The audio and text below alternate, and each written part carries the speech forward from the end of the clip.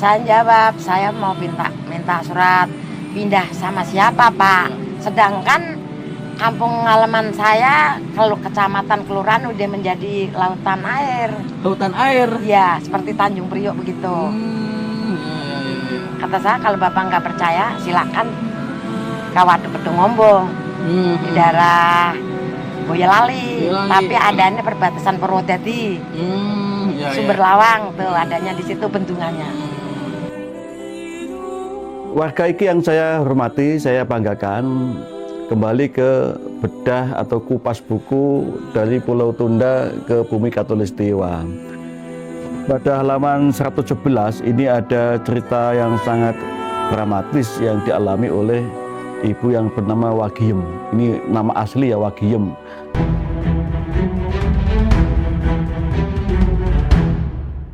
Bu Wagiem ini konon pada tahun 1989 termasuk di antara 30.000 orang yang harus bedol desa, harus pindah dari desanya karena pada waktu itu 3 kecamatan di daerah Waduk Kedung Ombo itu tenggelam oleh perairan Waduk Kedung Ombo.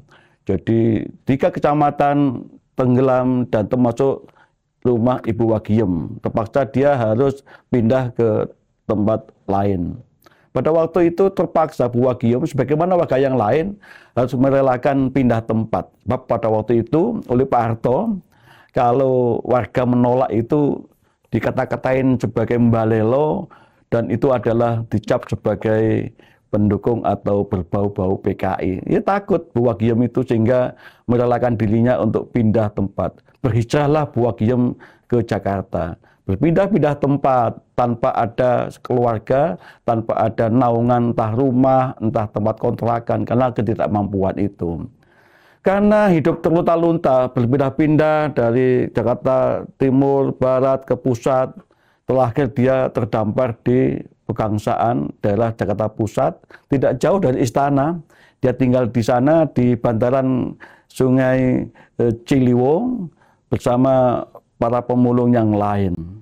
Hidup tidak enak tanpa dokumen kependudukan sama sekali. Tapi Bu Wagiem lagi-lagi terpentok, tidak mungkin memiliki dokumen karena setiap pengurus ke RT selalu ditolak.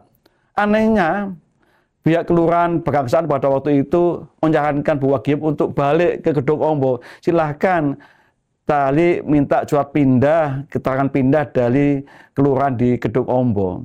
Ini lurah ini jengkelin ya, masa Kedung Ombo sudah menenggelamkan 3 kecamatan suruh pulang itu. Sudah gak ada desanya itu tenggelam. Ini mengolok-olok Bu Wagiem. Kembali lagi Bu Wagiem mengalami jalan buntu untuk mendapatkan secari dokumen namanya KTP maupun KK. Kenapa Bu Wagiem bersikeras untuk menerapkan dokumen pendudukan itu? Karena begini, pada waktu itu setiap saat itu Dinsos DKI itu selalu membagikan bantuan sosial, entah beras, entah makanan. Itu siluran itu di mata beliau itu, mata teman-teman yang pemulung yang ada di bantaran Sungai Ciliwung itu tidak jauh dari istana tempat pengambilan keputusan nasional diambil. Tetap kenapa? Setiap bantuan itu harus mempersyaratkan dokumennya jelas, siapa yang mendapatkan, alamatnya di mana, atas nama siapa itu jelas. Bu Wagiem nggak punya semuanya itu, sehingga setiap hari dia hanya menyaksikan seliwerannya bantuan sosial dari Pemprov maupun dari pemerintah pusat. Suatu ketika Bu Wagiem mengadu ke IKI. Saya dan teman-teman datang ke sana, ke lorong jembatan di Matraman itu, ketemu dengan beliau itu, mereka betul-betul, Bapak, saya hanya dengan Bapak lah mengadu, siapa lagi kalau tidak Bapak yang membantu kami. Kami dan kawan-kawan terpaksa harus berdiskusi keras bagaimana menyelesaikan kasus Bu Wagiem yang hidup di Jakarta tanpa dokumen kependudukan, tanpa alamat tinggal, dan seterusnya itu.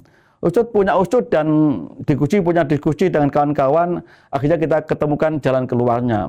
Kami dengan berbagai macam cara berkali-kali diskusi dengan teman-teman dari Dukcapil DKI Jakarta.